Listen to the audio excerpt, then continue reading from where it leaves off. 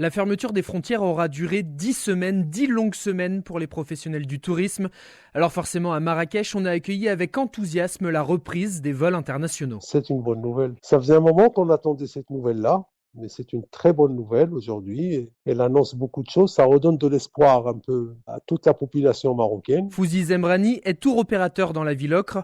C'est aussi l'ancien vice-président général de la Confédération nationale du tourisme. Pour le secteur du tourisme, c'est une soupape qu'on a levée. On peut enfin respirer, se mettre au travail. Ça va être difficile parce que c'est un peu court, parce qu'il y a beaucoup de choses qui sont faites, mais on va essayer quand même de rattraper ce que l'on pourra rattraper pour pouvoir au moins sauver le printemps de cette année. L'hiver, c'est déjà fichu maintenant. On va essayer de sauver le printemps en espérant que les compagnies aériennes vont suivre et que tout le monde sera prêt lorsque les clients commenceront à venir. En 2019, le Maroc a accueilli près de 13 millions de visiteurs étrangers. Le tourisme contribuait alors à hauteur de 7% du PIB et permettait de faire vivre près de 550 000 personnes.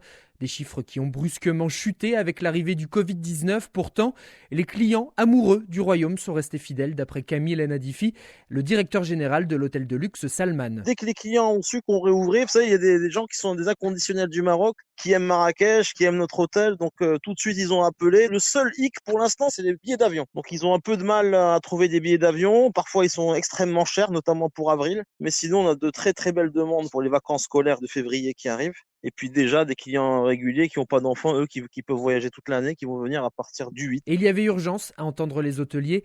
Si le gouvernement a prolongé l'indemnité forfaitaire de 2000 dirhams au cours du premier trimestre de 2022, certaines pertes d'activité étaient devenues irrécupérables. Pour vous donner des chiffres, une année 2021 donc, qui a été une année quasi pleine, parce qu'il n'y a pas eu de confinement. Il y a eu des restrictions quand même entre mars et avril dernier, si je me souviens bien. En termes de chiffre d'affaires, on a fait moins 60% par rapport à des années comme 2019. On a dû perdre 50% de moins en termes d'occupation. Pour relancer la saison touristique au Maroc, les opérateurs vont pouvoir compter sur les compagnies aériennes.